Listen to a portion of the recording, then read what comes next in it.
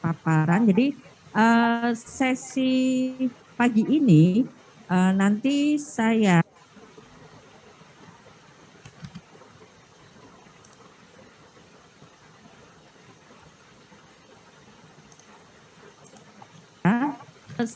izin untuk paparan. Jadi sesi pagi ini nanti saya Maria Listianti dengan Ibu Neneng Kadaria dari Puskurjar BSKP akan memaparkan, Bapak Ibu, memaparkan mengenai bagaimana penyusunan kurikulum operasional. Karena kita tahu Bapak Ibu bahwa setiap satuan pendidikan itu harus menyusun kurikulum operasional.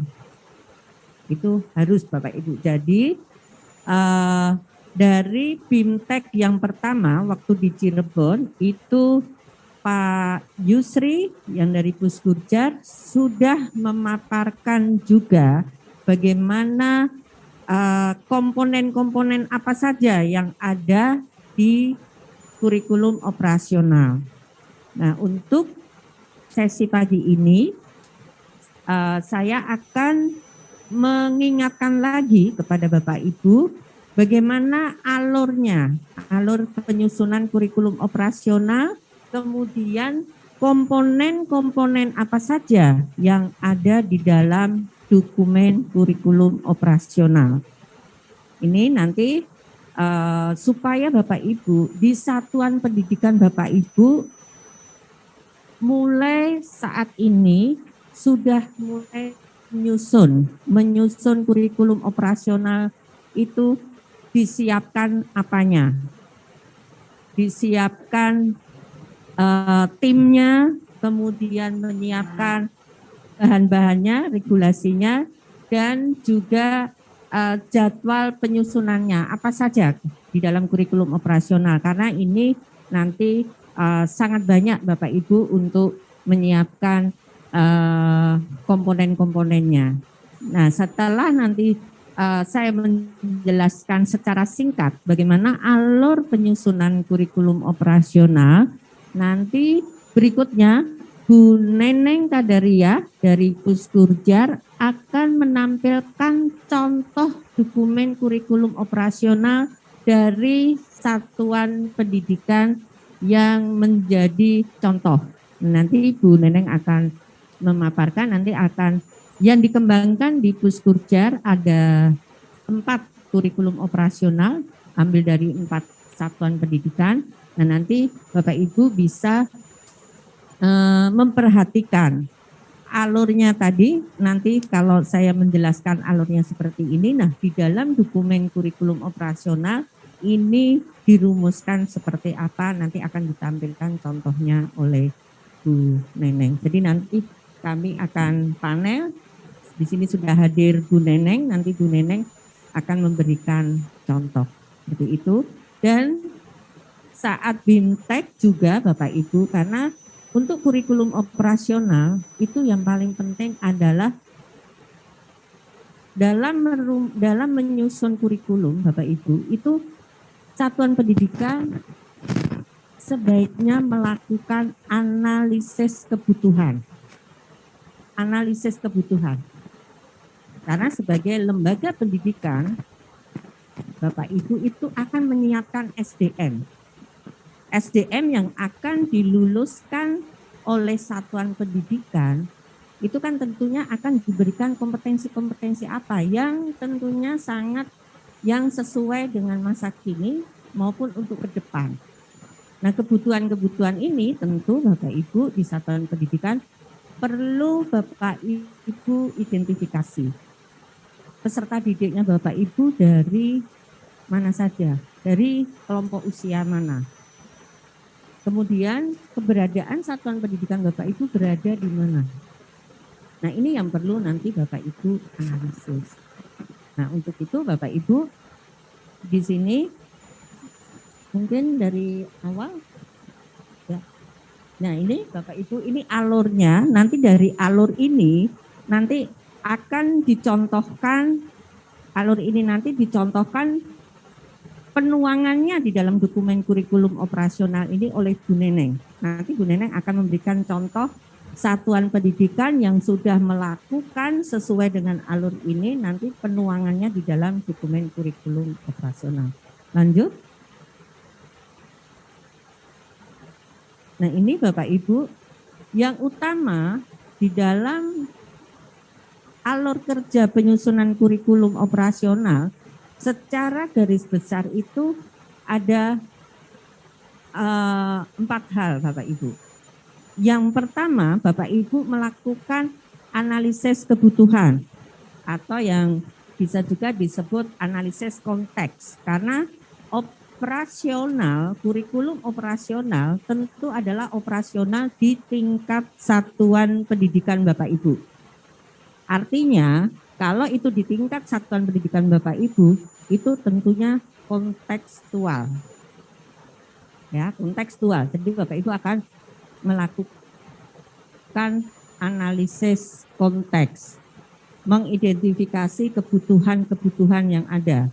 Nah, di sini Bapak Ibu, pada saat analisis konteks ini yang sudah dijelaskan pada saat BIMTEK pertama minggu yang lalu, itu sudah dijelaskan di situ apa saja yang dianalisis, apa saja yang kita identifikasi. Nah, identifikasi ini tentu ada 3 komponen Bapak Ibu, dan identifikasi yaitu pertama kondisi internal satuan pendidikan Bapak Ibu. Kondisi internalnya itu tentunya terkait SDM-nya, terkait sarprasnya, terkait juga finansialnya, terkait juga nanti kebijakannya, kemudian juga ada SDA di situ secara internal. Berikutnya, komponen berikutnya Bapak Ibu adalah komponen yang di luar PKBM atau SKB Bapak Ibu, di luar satuan pendidikan. Karena satuan pendidikan Bapak Ibu berada di lingkungan seperti apa. Nah, ini yang eksternal ini Bapak Ibu juga perlu identifikasi. Karena keberadaan satuan pendidikan itu tidak terlepas dari kondisi sosial budaya, ekonomi, dan sebagainya yang ada di lingkungan satuan pendidikan. Nah, ini yang nanti akan Bapak Ibu analisis, apakah ada problem di masyarakat di sekitar Bapak Ibu di situ. Problemnya berdampak enggak terhadap penyiapan SDM? Nah, kalau berdampak, peluang apa nanti yang di satuan pendidikan akan berikan untuk memperkuat SDM? Nah, ini Bapak Ibu makanya perlu Bapak Ibu analisis eksternal itu, yaitu problematikanya apa, kerentanannya apa. Selain itu juga memotret bagaimana peluang yang ada di masyarakat, sehingga peluang itulah yang harus dibaca oleh satuan pendidikan untuk nanti dikembangkan dalam program-program yang ada di satuan pendidikan. Kemudian problematika itu juga akan menjadi dasar pada saat Bapak Ibu menyusun proyek penguatan profil pelajar Pancasila. Berangkat dari problem proyek itu. Karena proyek nanti itu sebagai aktivitas peserta didik dalam praktek pengetahuan maupun keterampilan yang sudah diperoleh selama pembelajaran di satuan pendidikan, dan itulah menguatkan karakternya di situ. Bagaimana peserta didik bisa memberikan solusi meskipun itu kecil di dalam komunitasnya. Sehingga Bapak Ibu, inilah yang sangat penting di dalam aktivitas-aktivitas yang Bapak Ibu juga perlu dilihat, diidentifikasi kondisi eksternal. Selain itu Bapak Ibu berada di wilayah atau di lokal di mana? Bapak Ibu berada di daerah mana? daerah itu punya kebijakan mengenai kebijakan seluruhnya, kebijakan pembangunannya itu bagaimana. Nah, kebijakan ini tentunya dibaca sehingga antara satuan pendidikan dan kehidupan di sekitar itu nyambung. Kebijakan pemerintah daerah, misalnya pemerintah Kota Semarang itu apa sih sebenarnya, terutama dalam pembentukan pembangunan SDM-nya? Perlu nggak ini ditangkap oleh satuan pendidikan? Sehingga program-program yang diunggulkan satuan pendidikan itu nyambung terhadap kebijakan. Nah, inilah Bapak Ibu, jadi 3 komponen yang harus dianalisis. Dari hasil analisis inilah Bapak Ibu, nanti Bapak Ibu punya peta satuan pendidikan yang menampilkan kondisi real satuan pendidikan itu. Petanya kelihatan. Petanya kelihatan Bapak Ibu di situ, sehingga nanti itu setelah Bapak Ibu bisa melihat peta itu dari satuan pendidikan, dari hasil analisis konteks, Bapak Ibu kemudian menyusun dokumen kurikulum operasional. Petanya itu kemudian dijabarkan di dalam visi misi, berpengaruh nanti terhadap pemetaan SKK, berpengaruh terhadap penetapan keterampilan. Keterampilan apa yang akan diberikan kalau kebutuhannya di daerah Bapak Ibu atau kebutuhan sesuai dengan tuntutan global seperti apa. Nah, ini nanti yang akan ditetapkan di situ. Sehingga nanti pada saat Bu Neneng memberikan contoh, semua penetapan itu ada rasionalnya, ada datanya. Data itulah dari hasil peta analisis konteks. Jadi kalau Bu, keterampilan yang ditetapkan adalah komputer, alasannya apa, rasionalnya apa. Nah, itu Bapak Ibu punya rasional. Karena berbasis data, fakta yang ada berbasis data. Nah, ini Bapak Ibu, setelah Bapak Ibu melakukan analisis konteks, kemudian punya peta yang di situ sebagai karakteristik atau kondisi satuan pendidikan Bapak Ibu mulai menyusun operasionalnya, dan setelah disusun Bapak Ibu kemudian diimplementasikan. Setelah diimplementasi Bapak Ibu bisa evaluasi untuk perbaikan. Jadi setiap tahun Bapak Ibu tentu akan menyusun atau melihat lagi, meninjau ulang lagi kurikulum operasional Bapak Ibu. Lanjut. Nah, pada saat Bapak Ibu menyusun dokumen itu, apa sih yang disiapkan di dalam satuan pendidikan Bapak Ibu? Ada beberapa poin yang penting di sini. Pertama, Bapak Ibu tentu nanti kan seperti yang waktu dijelaskan di BIMTEK yang pertama, Bapak Ibu kan akan ada pilihan, apakah mandiri belajar, apakah mandiri berubah, itu acuannya kurikulum apa? Apakah kurikulum 2013 atau kurikulum Merdeka? Nah, ini yang perlu disiapkan. Bapak Ibu menyiapkan dokumen-dokumen yang terkait, regulasinya, serta bahan-bahan pendukung kebijakan. Karena kalau kurikulum 2013, Bapak Ibu membaca dokumen-dokumen yang terkait kurikulum 2013. Kalau kurikulum Merdeka, tentu Bapak Ibu, seperti tadi yang sudah dijelaskan Pak Fauzi, baca panduan-panduannya. Karena sekarang hanya satu untuk semuanya, yang kemudian Bapak Ibu adaptasi atau dikontekskan dengan kondisi satuan pendidikan Bapak Ibu. Nah, kemudian setelah menyiapkan Bapak Ibu kemudian mulailah membaca, kemudian mulai melakukan analisis konteks. Kemudian dari hasil analisis konteks, Bapak Ibu sudah ada petanya, kemudian Bapak Ibu jabarkan di dalam peta SKK, kemudian ke pengorganisasian pembelajaran, kemudian ke perancangan P5-nya, kemudian bagaimana pendekatan pembelajaran Bapak Ibu, itu semua dari hasil analisis kebutuhan Bapak Ibu. Jadi nanti semua tahap yang Bapak Ibu laksanakan itu ada di dalam kertas kerja yang itu perlu Bapak Ibu dokumentasikan. Kertas kerja itu didokumentasikan. Pada saat melakukan analisis konteks atau analisis kebutuhan, temuan-temuan Bapak Ibu dokumentasikan. Karena itu sebagai bahan, sebagai data. Jadi nanti kalau ada pertanyaan-pertanyaan Bapak Ibu lengkap.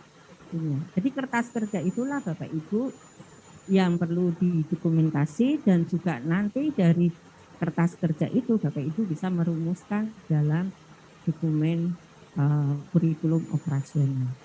Lanjut. Jadi strateginya Bapak Ibu, nanti satuan pendidikan mulai Bapak Ibu menyiapkan tim pengembang kurikulum di satuan pendidikan. Nah, ini tentunya yang dipilih TPK ini adalah tutor-tutor atau SDM yang tentu yang kompeten, yang nanti paham mengenai bagaimana nanti dalam menjabarkan SKK, bagaimana nanti merancang modul ajarnya, bagaimana menyiapkan bahan ajarnya, dan sebagainya. Nah, TPK ini nanti Bu Neneng pada saat mencontohkan itu ada. Itu tim pengembang kurikulumnya itu terdiri dari siapa saja. Ini yang perlu disiapkan Bapak Ibu, karena inilah TPK-nya, peran dan tugas yang bertanggung jawab terhadap pengembangan kurikulum operasional. Dan ini memang sebaiknya ada SK-nya, sehingga ada legalisasi, ada tanggung jawabnya. Nah, setelah ada tim pengembang kurikulum, Bapak Ibu, TPK ini kemudian menyusun jadwal penyusunan KOS, karena nanti kan banyak sekali nanti apa saja yang disiapkan. Nanti pertama melakukan analisis konteks, timnya ini siapa yang melakukan, targetnya kapan. Nah, ini perlu dibikin jadwal. Kemudian TPK juga menyiapkan dokumen-dokumen terkait dalam penyusunan KOS, karena kan banyak banget ini dokumen-dokumen terkait. Nah, yang membaca juga perlu sesi membaca khusus, kemudian melakukan kajian seperti itu. Jadi ini tugas-tugasnya juga lumayan banyak Bapak Ibu untuk PPK. Lanjut.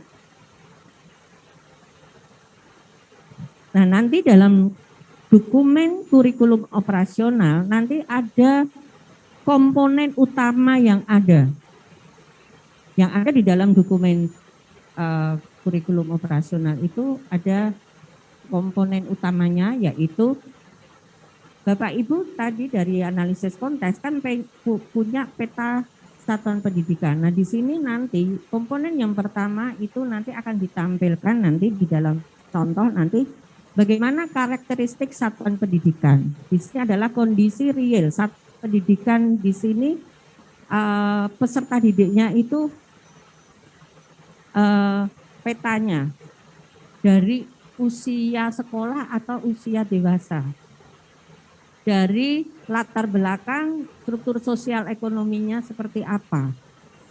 Kemudian juga keberadaan satuan pendidikan itu digambarkan di sini. Ada di wilayah yang bagaimana, ada kebijakan pemdanya seperti apa, ada problem apa. Sehingga karakteristik satuan pendidikan inilah yang nanti akan tergambarkan, yang akan dijabarkan di komponen-komponen berikutnya. Nah, nanti komponen yang kedua nanti ada visi, misi, dan tujuan. Kemudian komponen ketiga nanti ada pengorganisasian pembelajaran. Di sini nanti akan dimunculkan struktur kurikulum di satuan pendidikan Bapak Ibu yang sesuai dengan konteksnya.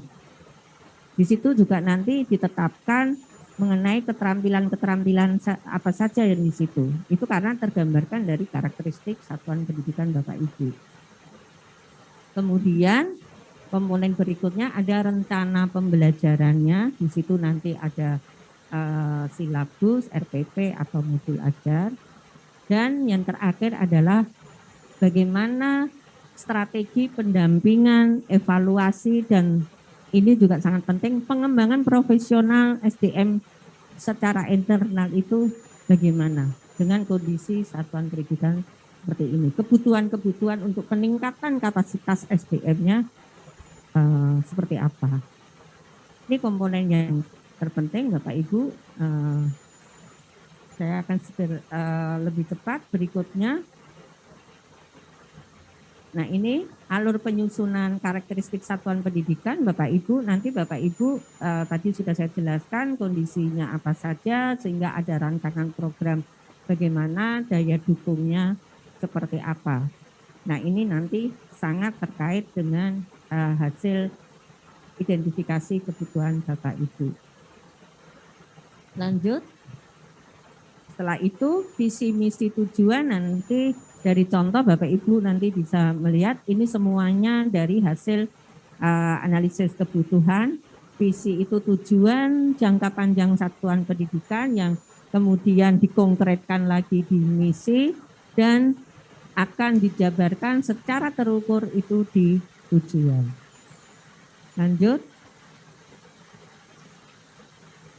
Di dalam komponen pengorganisasian pembelajaran ada prinsip-prinsip yang perlu Bapak Ibu perhatikan. Di mana organisasian pembelajaran ini nanti terkait juga nanti pemetaan SKK.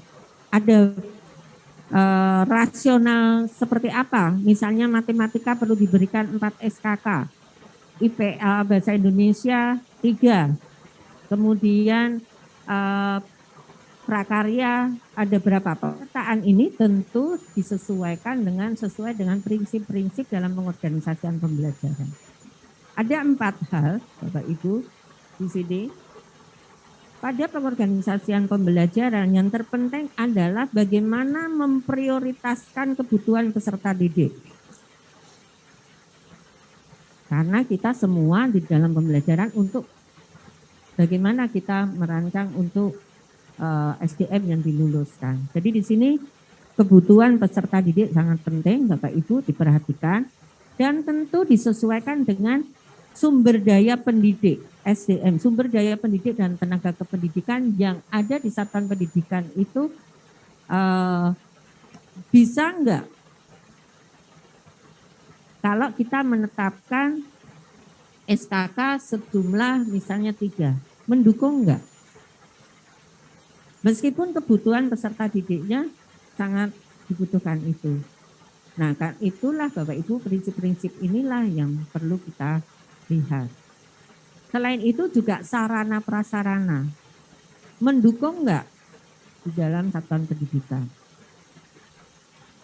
Dan yang terpenting misalnya SDM tidak terpenuhi, tapi kita bisa ada kemitraan.